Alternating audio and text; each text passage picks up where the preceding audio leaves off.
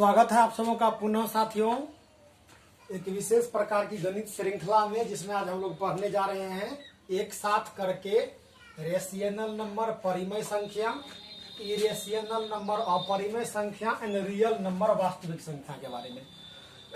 इससे पहले हम लोग क्या देखा था कि यदि कोई भी रेशियनल या इरेशियनल, यानी कहने का मतलब परिमेय और अपरिमेय, ये परिमेय और अपरिमेय संख्या जब भी बना हुआ होगा तो ये बना हुआ होगा रियल से, या कह सकते हैं रेशियनल से या इरेशियनल से। यानी कहने का मतलब वास्तविक संख्याएं जो होती है वह या तो परिमेय होती है या नहीं तो अपरिमेय होती है। अब इस प्रकार से अगर देखा जाए तो संख्याओं को हम लोगों ने 3 प्रकार से 4 प्रकार से पहले अध्ययन किया था। मैं यह मान करके पढ़ाता हूं कि आप इसके बारे में कुछ भी नहीं जानते, आप बन रहे हमारे साथ।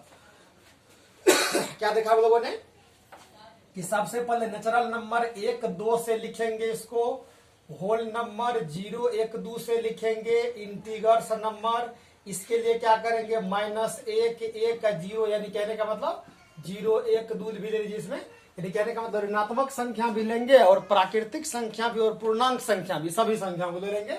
फिर क्या देखा उसमें, जब हम लोग रियल नंबर लेंगे, रेशियनल नंबर, RATIO कर दीजिए, जब रेशियनल नंबर लेंगे तो इसमें क्या देखा हम लोगों ने कि जो इंटीगर्स होते हैं इसके भिन्नात्मक रूप को लेते हैं। मान लीजिए 7/2, 2/4, 5/6 आदि। अब यहाँ पर सवाल उठता है ये इरेशियनल नंबर क्या है? इरेशियनल नंबर क्या है? यानी कि जो एक हो गया परिमेय संख्या और दूसरा जो होता है अपरिमेय संख्या। वे अपरिमेय संख्या वास्तव में क्या होती है?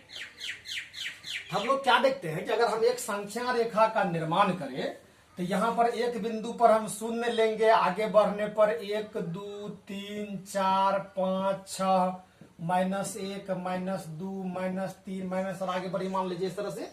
तो 1 से पढ़ेंगे तो हम लोग पढ़ेंगे नेचुरल नंबर, 0 को लेंगे तो होल, इस सब को ले लेंगे तो इंटीगर्स, और बीच में लेंगे कोई भी संख्या तो वह हो जाएगा क्या? परिमेय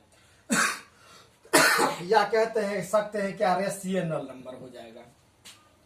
अब सवाल उठता है क्या कि बीच में नंबर, तो ये मैंने कहने का मतलब कि परिमेय और अपरिमेय संख्या या फिर वास्तविक संख्या जो है ना, ये भी कह सकते हैं कि वास्तविक संख्या जो होता है वह दशमलव वाले संख्या से मिलकर बनल रहता है। यानी कहने का मतलब है कि 2.4, 5, 6, 8, 7 ये इस तरह से संख्या जो मिलकर के बनल रहता है ना, उसको हम लोग कहते हैं वास्तविक संख्या। अब यहाँ पर वास्तविक संख्या में अब हम लोग पहले भी देखे कि 2 स्थितियां उत्पन्न हो रही थी कि एक स्थिति में अगर भागा लगाते हैं तो 0 के बाद निरंतर भागा लगता है और एक निश्चित संख्या के बाद भागा लगना बंद हो जाता है। तो इस स्थिति में हम लोगों ने उसे क्या पढ़ा था? शांत, यानी कि दशमलव प्रसार जो है उसका दशमलव प्रसार वह क्या था उसका? तो शांत था। और एक क्या हो सकता है? अशांत हो सकता है। तो इसमें कुछ चीज पहले ध्यान क्या रखना है, कोई संख्या कितना हो बड़ा क्यों नहीं लिखा हुआ हो। मान लेते हैं लिखा हुआ है 28.26782926, क्या इसका दशमलव प्रसार शांत है या अशांत है? 100% दशमलव प्रसार यह शांत है। और जो भी शांत दशमलव में होगा तो दशमलव के बाद कुछ निश्चित संख्याएं आएंगी। मान लेते हैं दशमलव के बाद जो आने वाली संख्या है ना, उन सभी संख्याओं को गिन करके n होता है।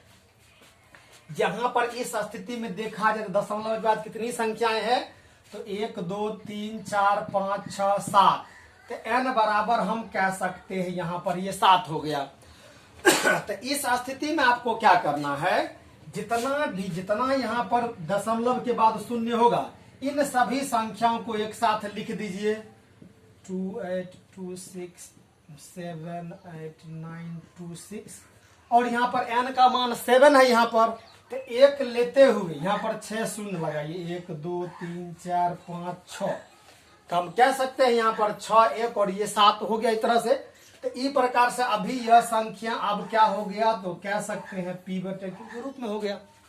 यानी कहने का मतलब है कि इसे जो है P/Q के रूप में व्यक्त किया जा सकता है और इसका दशमलव प्रसार जो होगा वह शांत तो होबे करेगा।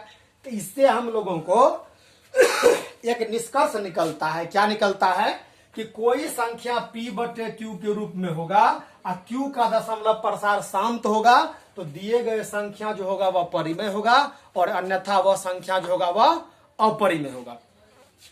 अब अपरिमेय संख्या के जैसे मान लीजिए क्या कि संख्या लिखा हुआ है 2.012343216, इस तरह से बदल ही रहा है। तो इस तरह से आप इसको किसी भी तरह से पूरा का पूरा इस तरह से व्यक्त कर नहीं सकते। तो इस तरह का जो संख्या हो जाएगा वह कह सकते हैं क्या कि वह अपरिमेय संख्या हो जाएगा। तो इस तरह से हम दिमाग लगा सकते हैं क्या कि अपरिमेय संख्याओं को संख्या रेखा पर ठीक ठीक व्यक्त करना संभव नहीं है और परिमेय संख्याओं को हम लोग जब भी चाहे तो व्यक्त कर सकते हैं। वास्तव में जो भी अपरिमेय संख्याएं होती है उन संख्याओं को जो हम लोग व्यक्त करते हैं तो उसमें एक विशेष प्रकार का चीज लगाते हैं हम लोग, क्या, ये रूट। वास्तव में कोई संख्या यदि रूट के अंदर हो, मान लीजिए रूट में n अगर लिखा हुआ है तो रूट n बराबर यदि कोई संख्या a गुना a के रूप में लिखा जा सके तब ये रूट n के बारे में जो संख्या होगा वह संख्या भी परिमेय होगा। और यदि कोई संख्या रूट n के रूप में है और इसे रूट अंडर a गुना a के रूप में नहीं लिखा जा सके तब इस स्थिति में जो रूट n होगा वह क्या होगा, तो अपरिमेय होगा। जैसे इसका उदाहरण के तौर पर लीजिए क्या कि मान लीजिए हमारे पास रूट 4 एक संख्या है तो बराबर करके रूट अंडर 2 गुना 2 लिख सकते हैं।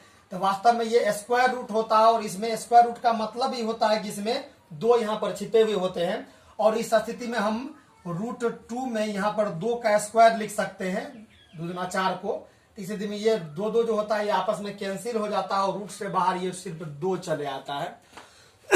इस तरह से यानी कहने का मतलब ये कि कोई संख्या रूट के अंदर में होगा और रूट जो होता है यह भी ध्यान रखना है कि अगर मान लीजिए कोई संख्या a स्क्वायर बराबर 4 लिखल है तो रूट अगर इस तरफ आता है तो स्क्वायर अगर इस तरफ आए तो रूट बनता है और रूट अगर इस तरफ आता है तो स्क्वायर बनता है।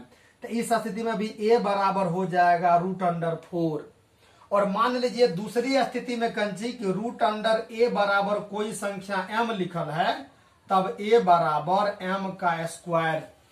कहा कि अगर रूट को हटाते हैं तो स्क्वायर आता है, स्क्वायर को हटाते हैं तो रूट आता है। जैसा कि यहाँ पे देख सकते हैं कि a स्क्वायर बराबर 4 है तो a बराबर रूट अंडर 4 हो गया और रूट a बराबर m है तो a बराबर m का स्क्वायर। यानी कहने का मतलब स्क्वायर हटा तो रूट आता है, रूट हटता है तो स्क्वायर आता है।